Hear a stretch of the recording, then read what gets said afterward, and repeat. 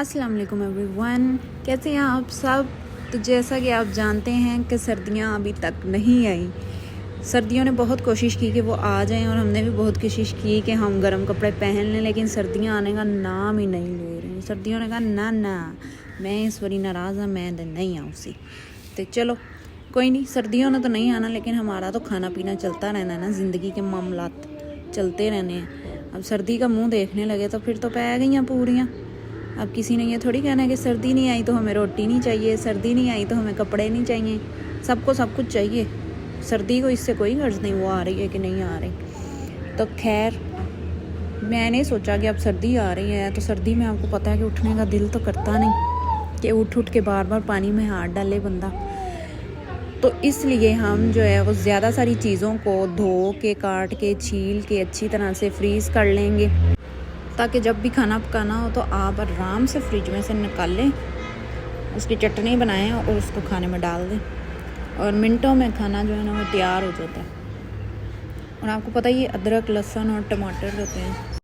अदरक, लहसुन और टमाटर फ्रीज़ करने से ये होता है कि जो टमाटर है ना उसका छिलका इजीली उतर जाता है। जब वो फ्रीज़ हुआ होता है और आप उसको पानी के नीचे करते ही हैं, उसका छिलका हाथ से आराम से उतर जाता है। आप उसको अच्छी तरह से पीसें।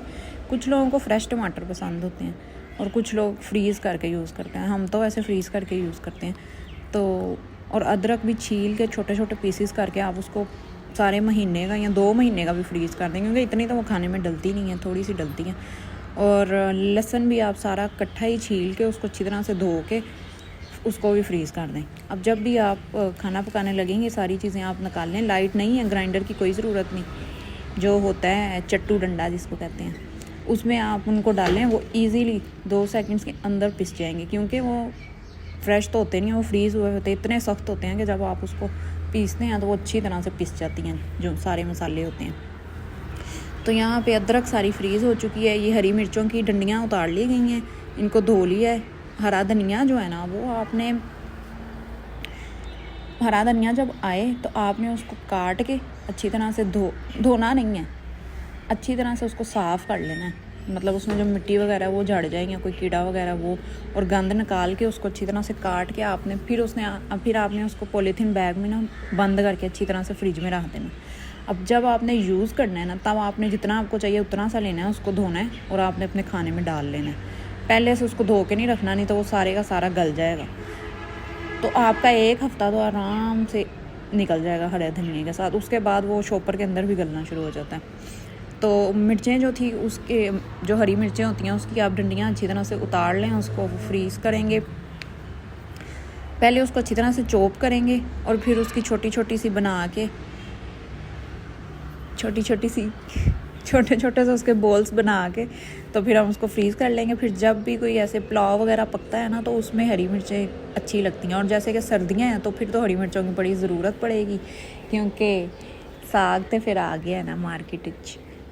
और नाले ही उनकी भैन मेथी भी आ गई, जिंज रुस्सी ननान आके बह जाती है ना अपने पेकियां ते, बिल्कुल उंज जी साग दे नाल उनकी मेथी भी ज़रूर आ जाती है इस मौसम में। तो चलो खैर, तो लेकिन आपने इज़्ज़त दोनों को एक जैसी ही देनी है, साग को भी और मेथी को भी। तो कोई बात नहीं, मेथी और साग जो है 2-3 महीने के मेहमान हैं, उसके बाद आपको सारा साल नहीं नज़र आएंगे। मेथी आती रहती है नज़र वैसे तो, लेकिन जो ये वाले मौसम में होती है ना वो ज़्यादा अच्छी होती है, और साग तो बाद में बिल्कुल भी नज़र नहीं आता। तो खैर, यहाँ पे ये मिर्चें जो हैं ये चॉप हो चुकी हैं सारी। इसकी हम ये छोटी छोटी सी टेढ़ियाँ बना लेंगे और इसको फ्रीज़ कर देंगे। जब हम ये ट्रे फ्रीज़र में रखेंगे ना, तो ये जो मिर्चें हैं ये 2-3 दिन बाद ना अच्छी तरह से फ्रीज़ हो जाएंगी और ये ईज़िली यहाँ से इसी शेप में उतर भी जाएंगी। तो फिर आप इसको पॉलीथीन बैग में डाल लें, जिपलॉक बैग में डाल लें, जिसमें मर्ज़ी डाल के रख दें, और जब यूज़ करनी हो तब निकाल लें। उसके बाद शामियाँ ख़त्म हुई हैं जी, तो हम शामियाँ तैयार कर लेते हैं। उसके लिए हम लेंगे 1 kg दाल, और दाल के अंदर से सारा गंद आपने अच्छी तरह से निकाल लेना है। और दाल को जो है ना अच्छी तरह से पानी से धो के 3-4 दफ़ा पानी से गुजार के तो आपने उसको 2 घंटे भिगो के रख देना है। तो जब आप 2 घंटे बाद अपनी दाल देखेंगे ना, तो दाल खुशी नाल फुली होएगी, फुल के डबल हुई होएगी। तो यहाँ पर ये बीफ के ना बोनलेस पीसीज थे। अब मुझे ये नहीं आइडिया ये कितना था गोश्त, दो शॉपर थे, तो मैंने सोचा सारे ही डाल देती हूँ। 1.5 किलो तो 2 किलो ना भी हुआ तो 1.5 किलो तो ज़रूर होगा। तो यहाँ पर गोश्त हम डालेंगे, उसके ऊपर दाल डाल देंगे और सारे मसाले जो है ना, पता नहीं आपकी रेसिपी हो सकता है कुछ और हो, लेकिन हम तो इसमें जो खाने के जो सारे मसाले होते हैं ना, टमाटर, अदरक, लहसुन, अदरक नहीं डालते, बाकी सारा कुछ ही आई थिंक डाल देते हैं। तो ये सारा कुछ जब आप प्रेशर लगाएंगे ना, इसमें से कुछ भी नहीं नज़र आना, सारा इसके अंदर गोत गतावा बन जाएगा।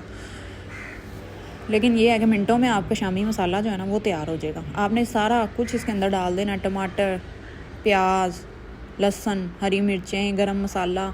मैं साबित मसाला नहीं डालती, बाद में उसको चुगना बहुत मुश्किल हो जाता है, और शामियों में देखें फिर आप मुंह में तो नहीं ना आ सकता।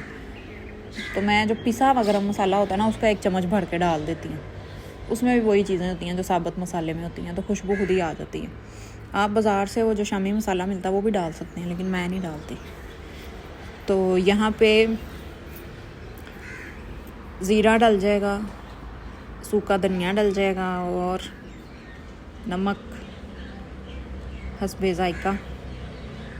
लेकिन ये शामियों में बनाते हैं जितना भी नमक डाल लो ना, बाद में कम भी निकलता है, बाद में ज़रूर डालना पड़ता है। और ये लाल मिर्चें डाल देंगे। लाल मिर्चें हमने थोड़ी इसलिए डाली हैं, आपको ज़्यादा लग रही होंगी, लेकिन ये मेरे लिए थोड़ी हैं, क्योंकि बाद में जब हम इसको मसाले को चॉपर में से निकालेंगे ना, तो इसमें हम हरी मिर्चें भी डालेंगे तब। ये गरम मसाला इसमें चला गया है। ये लहसुन की तुरियाँ, लहसुन के जवे जो है ना, आप प्रेशर में अगर खाना पका रहे हैं ना, लहसुन के जवों को पीसने की या ग्राइंड करने की कोई ज़रूरत नहीं है, एज इट इज़ डाल दें, वो बाद में नज़र भी नहीं आएंगे कि इसके अंदर लहसुन ऐसे डला था। और जो प्याज होता है ना, वो भी प्रेशर वाले खाने में आप मोटा मोटा, जितना मर्ज़ी मोटा डाल दें, उसने गल जाना है। और अदरक आपको पीस के ही डालनी पड़ेगी, नहीं तो वो जो उसका पीस है वो एज इट इज़ खाने में तैरता हुआ नज़र आएगा। और टमाटर भी आपको पीसना पड़ेगा। खैर यहाँ पे सारा कुछ डल चुका है, पानी भी डल चुका है। अब हम इसके ऊपर प्रेशर लगा के इसको रख देंगे चूल्हे पे 20 मिनट के लिए। उसके बाद हम चेक कर लेंगे कि पानी खुश्क हो गया है या नहीं हुआ। अगर हो गया होगा तो हम इस तरह से उसमें पहले, लेकिन हम उसमें हरा धनिया डालेंगे। हरा धनिया डालने के बाद नमक मिर्च उसकी चेक करके इस मशीन में से हम गुजारेंगे। तो फिर हम शामियाँ जो हैं वो बना के उसको हम फ्रीज़र में रख लेंगे। फ्रीज़र में 3-4 दिन बाद जो अच्छी तरह फ्रीज़ हो जाएंगी तो हम निकाल के जिपलॉक बैग में डाल देंगे। अब यहाँ पे किचन के जो है ना मसालों के जो डब्बे थे बहुत ही गंदी हालत में थे, वो तो आपको नज़र आ ही रहा होगा। तो ये जो है ना, ये मैं शालमी से लेके आई थी। आपने मेरा शालमी हॉल तो देखा होगा, अगर नहीं देखा तो जाके देखें, मेरे चैनल पे है। प्राइस भी वहीं पे मैंने बताई थी कि ये कितने के आए हैं। तो अब हम सारे मसाले जो हैं ना वो बारी बारी इसमें कन्वर्ट करेंगे और पुराने डब्बों को फेंक देंगे। अगर कोई 1-2 अच्छी हालत में हुए तो उनको रख लेंगे धो के, बाकी नहीं तो फेंक देंगे। ये स्पाइस जार्स के ऊपर वो जो लेबल्स होते हैं ना, स्टिकर्स, मसालों के नाम जिस पे लिखे हुए होते हैं, वो आप मुझे बताएं कि अच्छी तरीन क्वालिटी के कहाँ से मिलेंगे। क्योंकि मैंने 1-2 जगह पे देखे हैं तो उनके रिव्यूज़ में था अगर गीला हाथ भी लग जाता है ना स्पाइस जार को, तो वो स्टिकर जो है वो उतरना शुरू हो जाता है। तो मैंने सोचा अगर मैंने गंद ही मारना है इसके ऊपर लगा के, तो मुझे नज़र तो आ ही रहा है कि ये कौन सा मसाला है। अब हमारे हस्बैंड्स तो किचन में जाके कुकिंग करने से रहे कि उनको चाहिए होगा ऊपर लिखा हो जी ये लाल मिर्च है, ये हरी मिर्च है, ये गरम मसाला है। हमने ही पकाना है, असी जब पकाना है तो फिर असी आपे वेख लांगे कि ये सानू दिसता को नहीं कि अखां नाल कि विच डब्बे दे की है।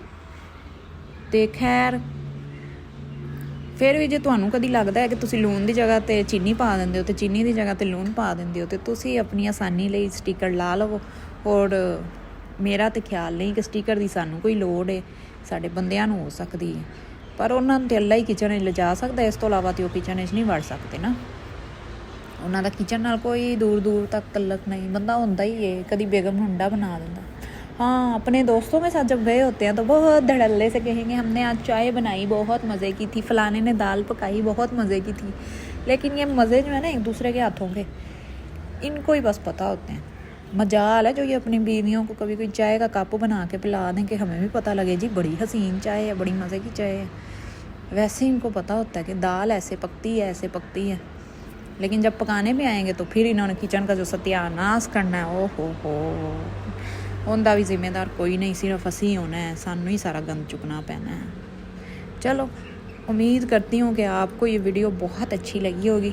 नहीं भी लगी तो कोई बात नहीं, नीचे कमेंट सेक्शन में कमेंट अच्छा सा करिएगा और वीडियो को लाइक कीजिए, चैनल को सब्सक्राइब कीजिए। वाह वाह वाह, क्या बात है जी, क्या बात है। नवे डब्बे किड्डे सोहने लग रहे हैं। चलो जी, मिलांगे हम तुहाडे नाल नेक्स्ट वीडियो। तब तक के लिए अल्लाह हाफिज़।